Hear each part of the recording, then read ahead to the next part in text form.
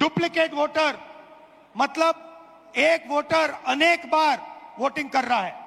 ದ್ವಿಪ್ರತಿಯ ಮತದಾರರ ಏನು ಪಟ್ಟಿ ಇರ್ತದೆ ಅದರಲ್ಲಿ ಒಬ್ಬ ಮತದಾರ ಹಲವಾರು ಬಾರಿ ಅವರ ಹೆಸರುಗಳು ಮತಪಟ್ಟಿಯಲ್ಲಿ बर्तन 4 अलग अलग पोलिंग बूथ में वोट डाल रहा है, 5-6 अलग पोलिंग बूथ में वोट डाल रहा है. 4-5 ಮತಗಟ್ಟೆಗಳಲ್ಲಿ ಅವನು ಹೋಗಿ ಮತದಾನ ಮಾಡಿ ಬರ್ತಾ ಇದ್ದಾನೆ.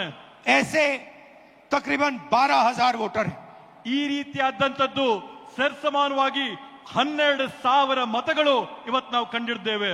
फेक एंड इनवैलिड एड्रेस मतलब इनका पता नहीं है या फिर 0 नंबर एड्रेस है.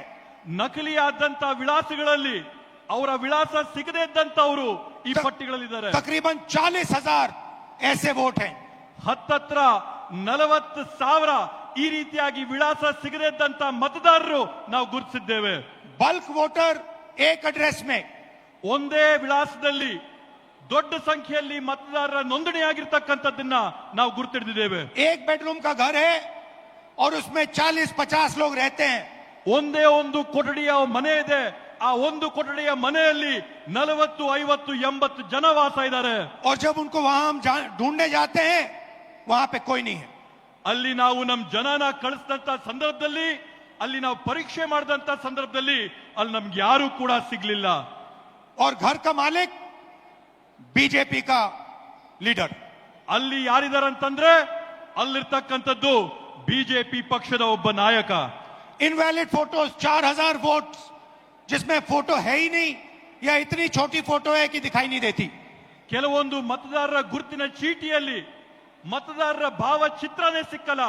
4,000 ಈ ರೀತಿಯಾದಂತ ಪ್ರಕರಣಗಳನ್ನ ನಾವು ನೋಡಿದ್ದೇವೆ. और 34,000 तकरीबन 34,000 वोट जहां फॉर्म 6 को मिसयूज किया गया है. ಮತ್ತೆ ಅದರ ಜೊತೆಗೆ ವಿಶೇಷವಾಗಿ ಸುಮಾರು 32,000 ಪ್ರಕರಣಗಳಲ್ಲಿ ಮತದಾರರ ಪಟ್ಟಿಯಲ್ಲಿ ನಮೂನೆ 6ರಲ್ಲಿ ಏನು ನೂತನವಾಗಿ ಮತನ ಹಾಕೋಬೇಕೋ ಅದರಲ್ಲಿ ನಾವು ಅವ್ಯವಹಾರ ಕಂಡಿದ್ದೇವೆ. फॉर्म 6 फर्स्ट टाइम वोटर्स के लिए होती है. ನಮೂನೆ 6 ಏನಿರುತ್ತೆ ಚುನಾವಣೆಯ ಪ್ರಕ್ರಿಯೆಯಲ್ಲಿ ಅದು ನೂತನವಾಗಿ ಮತದಾನ ಮಾಡೋರ್ಗೋಸ್ಕರ ಮೀಸಲು ಮಾಡಿರ್ತಕ್ಕಂಥ ನಮೂನೆ. 34,000 ऐसे लोग हैं जिनकी आयु किसी की 90 साल, किसी की 80, 81, 82. 34,000 ಈ ರೀತಿಯಾದಂತ ಜನ ಇದ್ದಾರೆ. ಯಾರ ವಯಸ್ಸು 95 ವರ್ಷ ಆಗಿದೆ, 90 ವರ್ಷ ಆಗಿದೆ, 85 ವರ್ಷ ಆಗಿದೆ.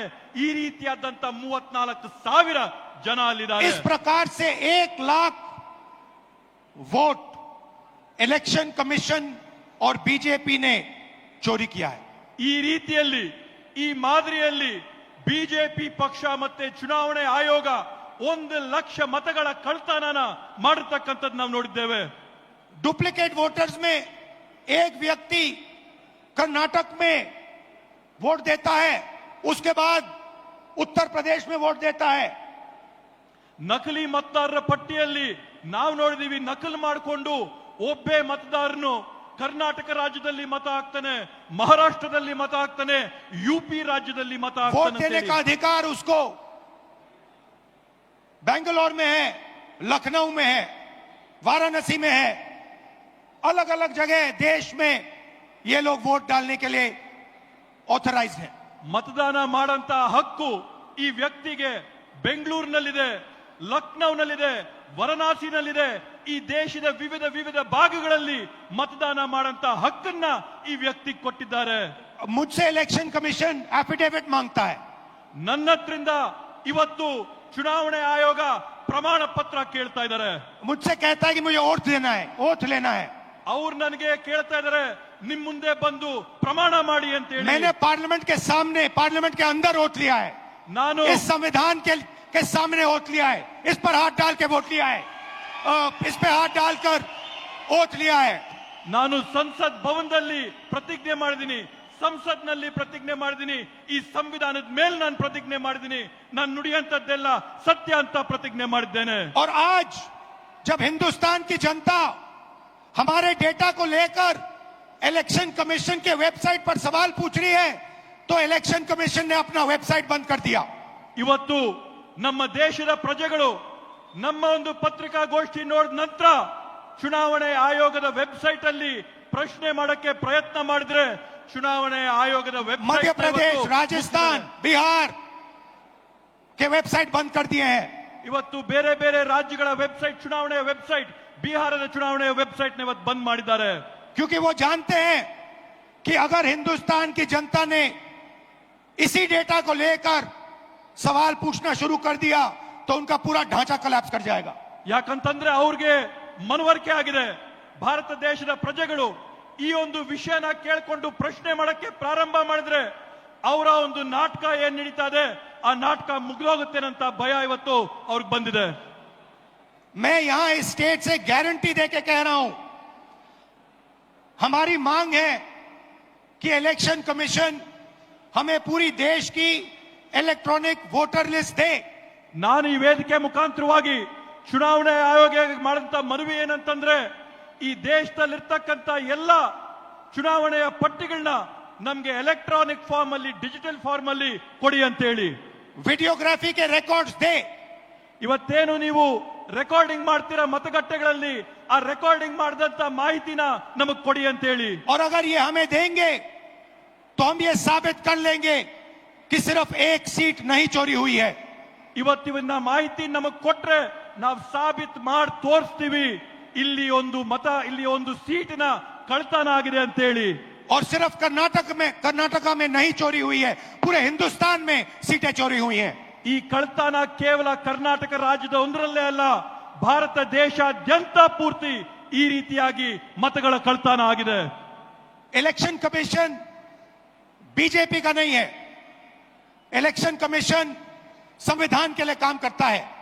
ಇವತ್ತು ಚುನಾವಣೆ ಆಯೋಗ ಏನಿದೆ ಬಿಜೆಪಿ ಅವರ ಪರವಾಗಿ ನಿಂತಿದೆ. ಎಲೆಕ್ಷನ್ ಕಮಿಷನ್ ಏನಿದೆ ಇವತ್ತು ಸಂವಿಧಾನದ ವಿರುದ್ಧವಾಗಿ ಇವತ್ತು ನಡ್ಕೋತಾ ಇದೆ. और कर्नाटक में सीट चोरी की गई है, एक लोकसभा को हमने जांच करके निकाला है। मैं कह सकता हूं कि एक से ज्यादा सीटें यहां चोरी हुई हैं। ಇವತ್ತು ಕರ್ನಾಟಕದಲ್ಲಿ ನಾವು ಒಂದು ಕ್ಷೇತ್ರನ ಪರಿಶೀಲನೆ ಮಾಡಿ ಆ ಕ್ಷೇತ್ರದಲ್ಲಿ ಆದಂತ ಕಳ್ತನನ ನಾವು ಸಾಬೀತು ಮಾಡಿದೀವಿ. 100ಕ್ಕೆ 100 ನಾನು ನಿಮ್ಗೆ ಆಶ್ವಾಸನೆ ಕೊಡ್ತೀನಿ. ಕರ್ನಾಟಕ ರಾಜ್ಯಾದ್ಯಂತ ನಾವು ಪರಿಶೀಲನೆ ಮಾಡಿದ್ರೆ ಒಂದಲ್ಲ ಹಲವಾರು ಉದಾಹರಣೆ ನಮ್ಗೆ ಸಿಗುತ್ತೆ ಅಂತ ಹೇಳಿ. जो कॉन्स्टिट्यूशन का फाउंडेशनल आइडिया है, वन मैन वन वोट, इस पर इलेक्शन कमीशन और उसके के सारे अफसर आक्रमण कर रहे हैं। इसका मतलब वो संविधान पर आक्रमण कर रहे हैं। ಇವತ್ತು ಸಂವಿಧಾನದ ಮೂಲ ಧ್ಯೇಯ ಏನಿದೆ, ಸಂವಿಧಾನದ ಮೂಲ ಧ್ಯೇಯ ಅಂದ್ರೆ ಒಬ್ಬ ವ್ಯಕ್ತಿಗೆ ಒಂದೇ ಮತ ಅನ್ನಂತದ್ದು. ಚುನಾವಣೆ ಆಯೋಗದ ಅಧಿಕಾರಿಗಳು, ಅವರಲ್ಲಿರ್ತಕ್ಕಂಥ ಸಿಬ್ಬಂದಿ ವರ್ಗದವರು ಎಲ್ಲರೂ ಕೂಡ ಒಗ್ಗಟ್ಟಾಗಿ ಸೇರಿ ಈ ಸಂವಿಧಾನದ ಮೇಲೆ ಪ್ರಹಾರ ಮಾಡಿ, ಅದ್ರ ಮೇಲೆ ಹಲ್ಲೆ ಮಾಡಿ हिंदुस्तान के गरीब जनता पर आक्रमण कर रहे हैं। ಕರ್ನಾಟಕ ರಾಜ್ಯದ ಭಾರತ ದೇಶದ ಬಡ ಜನರ ಮೇಲೆ ಆಕ್ರಮಣ ಮಾಡ್ತಾ ಇದ್ದಾರೆ.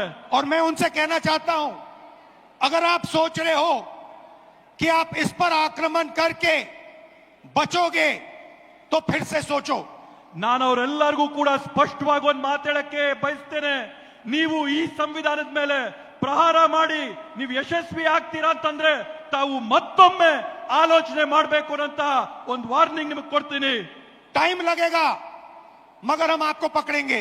ಸಮಯ ಬರುತ್ತೆ, ಆದ್ರೆ ನಿಮ್ಗೆ ತಕ್ಕಾದಂತ ಪಾಠನ एक ಕಲಿಸ್ತೀವಿ. एक करके पकड़ेंगे, ಒಬ್ಬೊಬ್ಬರನ್ನ ಹುಡುಕಿ ನಿಮಗೆ ಪಾಠ ಕಲಿಸ್ತೀವಿ. मेरी बात याद रखना, ದೇಶಾದ್ಯಂತ ಹುಡುಕ್ ಕೊಡ್ತೀವಿ. क्योंकि आप अगर इस पर हमला करोगे तो हम आप पर हमला करेंगे। ನೀವು ಈ ಪವಿತ್ರ ಸಂವಿಧಾನದ ಮೇಲೆ ಹಲ್ಲೆ ಮಾಡಿದ್ರೆ ನೇರವಾಗಿ ನಾವು ನಿಮ್ಮ ಮೇಲೆ ಹಲ್ಲೆ ಮಾಡ್ತೀವಿ, ನಿಮ್ಮನ್ನ ಗುರಿ ಮಾಡ್ತೀವಿ. ये हिंदुस्तान की आवाज है। ಈ ಒಂದು ಪವಿತ್ರವಾದಂತ ಗ್ರಂಥ ಈ ದೇಶದ ಧ್ವನಿ. याद रखिए, नरेंद्र मोदी 25 सीट की मार्जिन से प्रधानमंत्री हैं। ತಾವು ನೆನಪಿಟ್ಕೋಬೇಕು, ನರೇಂದ್ರ ಮೋದಿ ಅವರು ಕೇವಲ 25 ಸೀಟುಗಳಿಂದ ಇವತ್ತು ಈ ದೇಶದ ಪ್ರಧಾನಮಂತ್ರಿ ಆಗಿದ್ದಾರೆ. एक सीट हमने दिखा दी कि चोरी हुई है। ಒಂದು ಸೀಟ್ನ ನಾವು ಸಾಬೀತು ಮಾಡಿ ತೋರಿಸಿದೀವಿ ಕಳ್ತನ ಆಗಿದೆ ಆ ಸೀಟಲ್ಲಿ ಅಂತ ಹೇಳಿ. 25 सीट वो 35,000 या कम वोटों से जीते हैं। 25 ಸ್ಥಾನಗಳನ್ನ ಅವರು 34,000ಕ್ಕಿಂತ ಕಡಿಮೆಯ ಅಂತರದಲ್ಲಿ ಇವತ್ತು ಜಯ ಸಾಧಿಸಿರೋದನ್ನ ನಾವು ನೋಡಿದೀವಿ. अगर हमें इलेक्ट्रॉनिक डेटा मिल जाए, हम साबित कर देंगे कि हिंदुस्तान का प्रधानमंत्री चोरी करके प्रधानमंत्री बना है। ಇವತ್ತು ನಮ್ಗೆ ಸರಿಯಾದಂತ ಮಾಹಿತಿ ಕೊಟ್ರೆ ನಾವು ಸಾಕ್ಷಿಯಾಗಿ ತೋರಿಸ್ತೀವಿ ಈ ದೇಶದ ಪ್ರಧಾನಮಂತ್ರಿ ಕಳ್ತನ ಮಾಡಿ ಪ್ರಧಾನಮಂತ್ರಿ पूरे ಆಗಿರ್ತಕ್ಕಂಥದ್ದು देश ಅಂತ को ಹೇಳಿ. यह सवाल पूछना चाहिए कि इलेक्शन कमीशन इलेक्ट्रॉनिक डेटा और वीडियोग्राफी क्यों नहीं दे रहा है। ಇವತ್ತು ಪೂರ್ತಿ ದೇಶ ಒಕ್ಕೊರಳಿನಿಂದ ಪ್ರಶ್ನೆ ಮಾಡಬೇಕಾಗಿದೆ. ಚುನಾವಣೆ ಆಯೋಗ ಡಿಜಿಟಲ್ ರೆಕಾರ್ಡ್ ನ ಮತ್ತೆ ರೆಕಾರ್ಡಿಂಗ್ಗಳನ್ನ ವಿಡಿಯೋ ರೆಕಾರ್ಡಿಂಗ್ ನ ಯಾಕೆ ಕೊಡ್ತಾ ಇಲ್ಲ ಅಂತ ಹೇಳಿ. मैं लीडर ऑफ ऑपोजिशन हूं मगर मैं अकेला नहीं बोल रहा हूं। ನಾನು ವಿರೋಧ ಪಕ್ಷದ ನಾಯಕನಾಗಿರ್ಬೋದು, ಆದ್ರೆ ನಾನು ಒಬ್ಬೊಂಟಿಗನಾಗಿ ಮಾತಾಡ್ತಾ ಇಲ್ಲ. हिंदुस्तान की सारी राजनीतिक ऑपोजिशन की पार्टियां ये सवाल पूछ रही हैं। ಈ ದೇಶದ ಎಲ್ಲ ರಾಜಕೀಯ ಪಕ್ಷಗಳು ಕೂಡ ನಮ್ ಜೊತೆ ನಿಂತು ಇದನ್ನ ಪ್ರಶ್ನೆ ಮಾಡ್ತಾ ಇದ್ದಾರೆ. और इलेक्शन कमीशन को एकदम ये डेटा हमारे हवाले कर देना चाहिए। ಅದೇ ರೀತಿಯಲ್ಲಿ ಚುನಾವಣಾ ಆಯೋಗ ಈ ಕೂಡಲೇನೆ ಈ ಎಲ್ಲಾ ಮಾಹಿತಿಗಳನ್ನ ಬಹಿರಂಗ ಪಡಿಸಬೇಕು ಅಂತ ಹೇಳ್ತೇನೆ. कर्नाटक में जो हमने डेटा निकाला है वो एक क्राइम का एविडेंस है। ಕರ್ನಾಟಕ ರಾಜ್ಯದಲ್ಲಿ ನಾವು ತೆಗೆದಿರ್ತಕ್ಕಂಥ ಮಾಹಿತಿ ಒಂದು ದೊಡ್ಡ ಕುತಂತ್ರದ ಸಾಕ್ಷಿಯ ಗುಡ್ಡ ಆಗಿ ನಿಂತಿದೆ. 6 महीने लगे हमें उस डेटा को निकालने के लिए। 6 ತಿಂಗಳಿನ ಕಾಲಾವಧಿ ಆಗಿದೆ ನಮ್ಗ ಮಾಹಿತಿನೆಲ್ಲ ಸಂಗ್ರಹ ಮಾಡೋದಕ್ಕೋಸ್ಕರ. इतना बड़ा कागजों की फाइल थी। 7 ಅಡಿ ಎತ್ತರದ ಕಾಗದಗಳ ಪತ್ರಗಳ ಪೇಪರ್ಗಳನ್ನ ಇವತ್ತು ನಾವು ಪರಿಶೀಲನೆ ಮಾಡಿದ್ದೇವೆ. एक फोटो को लाखों फोटो के सामने कंपेयर किया है। ಒಂದು ಭಾವಚಿತ್ರನ ಲಕ್ಷಾಂತರ ಭಾವಚಿತ್ರಗಳ ಜೊತೆಗೆ ಹೋಲಿಕೆ ಮಾಡಿದ್ದೇವೆ. ನಾವು हर एक नाम को चेक किया है ಪ್ರತಿಯೊಂದು ಹೆಸರನ್ನ ನಾವು ಪರಿಶೀಲನೆ ಮಾಡಿದ್ದೇವೆ. और हम मानते हैं कि हिंदुस्तान का पूरा जो डेटा है, इलेक्शन का डेटा है, वो एविडेंस है। ಇವತ್ತು ನಾವು ಹೇಳ್ತೀವಿ ಭಾರತ ದೇಶದಲ್ಲಿ ನಡೆದಿರ್ತಕ್ಕಂಥ ಚುನಾವಣೆಗಳಲ್ಲಿ ಇರ್ತಕ್ಕಂಥ ಮತಪಟ್ಟಿಗಳು ಇದಕ್ಕೆ ಸಾಕ್ಷಿಯಾಗಿವೆ. ಪ್ರತಿಯೊಂದು ಈ और ಮತಗಳ अगर उसको किसी ने डिस्ट्रॉय किया तो वो एविडेंस को डिस्ट्रॉय कर रहा है। ಇವತ್ತು ನಾವು ಯಾರನ್ನೇ ಪ್ರಶ್ನೆ ಮಾಡಿದ್ರು ಕೂಡ ಅವರು ಈ ಸಾಕ್ಷಿನ ನಾಶ ಮಾಡಂತ ಕುತಂತ್ರದಲ್ಲಿದ್ದಾರೆ. और उस क्राइम को आगे बढ़ा रहा है। ಈ ರೀತಿಯಾದಂತ ಕುತಂತ್ರನ ಈ ತಪ್ಪುಗಳನ್ನ ಅವರು ಮುಂದುವರಿಸ್ತಾನೆ ಹೋಗ್ತಾ ಇದ್ದಾರೆ. और इलेक्शन कमीशन के लोगों को एक और बात माननी होगी, समझना होगा। ಇವತ್ತು ಎಲೆಕ್ಷನ್ ಚುನಾವಣೆ ಆಯೋಗದವರು ಜನರ ಹತ್ರದಿಂದ ಕೇಳಂತ ಮತ್ತೊಂದು ಪ್ರಶ್ನೆಗೆ ಉತ್ತರ ಕೊಡಬೇಕಾಗ್ತದೆ. हमें एक सीट की सच्चाई निकालने के लिए 6 महीने लगे। ನಮ್ಗೆ ಒಂದು ಸೀಟಿನ ವಾಸ್ತವಾಂಶ ತೆಗೆರಷ್ಟರಲ್ಲಿ 6 ತಿಂಗಳಿನ ಕಾಲಾವಧಿ ಬೇಕಾಗಿತ್ತು. मगर अगर आपने हमें डेटा नहीं दिया तो हम ये काम 1 नहीं 10, 15, 20, 25 सीटें में भी कर सकते हैं। ನೀವೇನಾದ್ರೂ ನಮ್ಗೆ ಈ ಮಾಹಿತಿನ ಕೊಟ್ಟಿಲ್ಲ ಅಂದ್ರೆ ನೇರವಾಗಿ ನಾವು ನಿಮ್ಗೆ ಹೇಳ್ತಾ ಇದೀವಿ, ಒಂದು ಕ್ಷೇತ್ರ ಅಲ್ಲ 5, 10, 15, 25 ಕ್ಷೇತ್ರಗಳಲ್ಲಿ ನಾವು ಈ ಮಾಹಿತಿನ ಸಂಗ್ರಹ ಮಾಡಿ ಬಹಿರಂಗ ಮಾಡ್ತೀವಿ. पेपर कॉपियां हैं हमारे पास, ನಮ್ಮ ಹತ್ರ ಮಾಹಿತಿ ಇದೆ ಇದ್ರ ಬಗ್ಗೆ. आप छुपा नहीं सकते ನೀವು ಇದನ್ನ ಯಾವುದೇ ಕಾರಣಕ್ಕೂ ಬಚ್ಚಿಡಕ್ಕಾಗಲ್ಲ, ಮುಚ್ಚಿಡಕ್ಕಾಗಲ್ಲ. और आप छुप नहीं सकते। ನೀವು ಸುಮ್ಮನೆ ಕೂಡ ಇರಕ್ ಸಾಧ್ಯವಿಲ್ಲ. एक ना एक दिन आपको ऑपोजिशन का सामना करना पड़ेगा। ಒಂದಲ್ಲ ಒಂದಿನ ನೀವು ವಿರೋಧ ಪಕ್ಷಗಳನ್ನ ಎದುರಿಸಲೇಬೇಕಾಗುತ್ತೆ ಅಂತ ಹೇಳ್ತೀನಿ ಈ ಸಂದರ್ಭದಲ್ಲಿ. हर ऑफिसर को और इलेक्शन कमिश्नर को यह बात अच्छी तरह समझ लेनी चाहिए। ಚುನಾವಣೆ ಆಯೋಗದ ಪ್ರತಿಯೊಬ್ಬ ಅಧಿಕಾರಿಗೆ, ಅವರ ಮುಖ್ಯಸ್ಥರಿಗೆ, ಪ್ರತಿಯೊಬ್ಬರಿಗೂ ಕೂಡ ಈ ವಿಷಯ ಮನವರಿಕೆ ಆಗಬೇಕು ಅಂತ ಹೇಳ್ತೀನಿ. यहाँ पे एक लोकसभा चोरी की गई है। ಇಲ್ಲೇ ಒಂದು ಚುನಾವಣೆಯ ಫಲಿತಾಂಶನ ಕಳ್ತನ ಮಾಡಿದಂತಾಗಿದೆ. ये एक क्रिमिनल एक्ट है, कर्नाटक की जनता के खिलाफ एक क्रिमिनल एक्ट है। ಇದು ಕರ್ನಾಟಕ ರಾಜ್ಯದ ಜನತೆಯ ವಿರುದ್ಧವಾಗಿ ಇದೊಂದು ದೊಡ್ಡ ಅಪರಾಧವಾಗಿ ನಿಂತಿದೆ. ಅಪರಾಧ ಮಾಡಿದ್ದಾರೆ ಇವತ್ತು ಕರ್ನಾಟಕದ और ವಿರುದ್ಧವಾಗಿ. कर्नाटका की सरकार को इस क्राइम का इन्वेस्टिगेशन करना चाहिए और एक्शन लिया जाना चाहिए। ಕರ್ನಾಟಕ ರಾಜ್ಯ ಸರ್ಕಾರ ಈ ಒಂದು ಅಪರಾಧದ ವಿರುದ್ಧವಾಗಿ ತನಿಖೆ ನಡೆಸಬೇಕು, ಜನಕ್ಕೆ ನ್ಯಾಯ ಕೊಡಿಸಬೇಕು ಅಂತ ಈ ಸಂದರ್ಭದಲ್ಲಿ ಹೇಳ್ತೇನೆ. ये जो इलेक्शन कमीशन के ऑफिसर्स हैं जिन्होंने 1000, 10,000, 15,000 लोगों को, फेक लोगों को वोटर लिस्ट में डाला है, इनसे सवाल पूछना चाहिए। ಇವತ್ತು ಯಾವ ಚುನಾವಣೆ ಅಧಿಕಾರಿಗಳಿದ್ದಾರೆ, ಯಾರು ಸೇರ್ಕೊಂಡು 5,000, 10,000, 15,000 ಮತಗಳನ್ನ ಇವತ್ತು ಮತದಾರರ ಪಟ್ಟಿಗೆ ಸೇರಿಸಿದ್ದಾರೆ, ಅವರೆಲ್ಲರನ್ನೂ ಕೂಡ ಇವತ್ತು ಪ್ರಶ್ನೆ ಮಾಡಬೇಕಾಗಿದೆ. और महादेवापुरा की सच्चाई निकालनी चाहिए। ಮತ್ತೆ ಮಹದೇವಪುರ ಚುನಾವಣೆಯಲ್ಲಿ ನಡೆದಂತ ವಾಸ್ತವಾಂಶನ ಹೊರಗೆ ತೆಗಿಬೇಕಾಗಿದೆ. मैं आप सबका दिल से धन्यवाद करता हूं कि आप कांग्रेस पार्टी के कार्यकर्ता जिनके खून में इस संविधान का डीएनए ನಾನು ಮತ್ತೊಮ್ಮೆ ತಮ್ಮೆಲ್ಲರಿಗೂ ಕೂಡ ಮನಸ್ಪೂರ್ವಕವಾದಂತಹ ಧನ್ಯವಾದ ಹೇಳಕ್ ಬಯಸ್ತೇನೆ.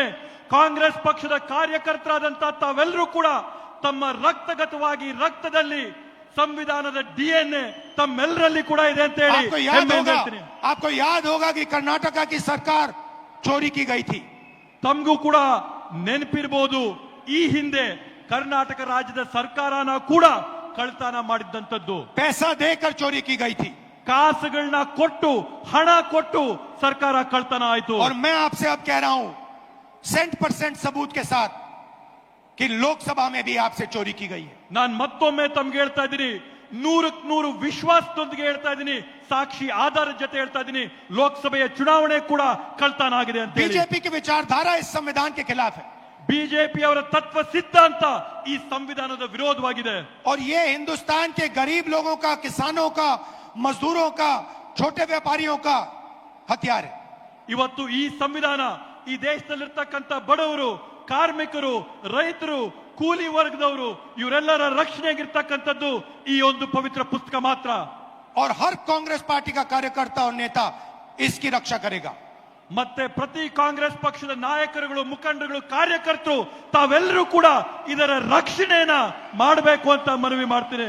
और इलेक्शन कमीशन को एकदम हिंदुस्तान की सारी इलेक्ट्रॉनिक वोटर लिस्ट पिछले 10 साल की हमें दे देनी चाहिए.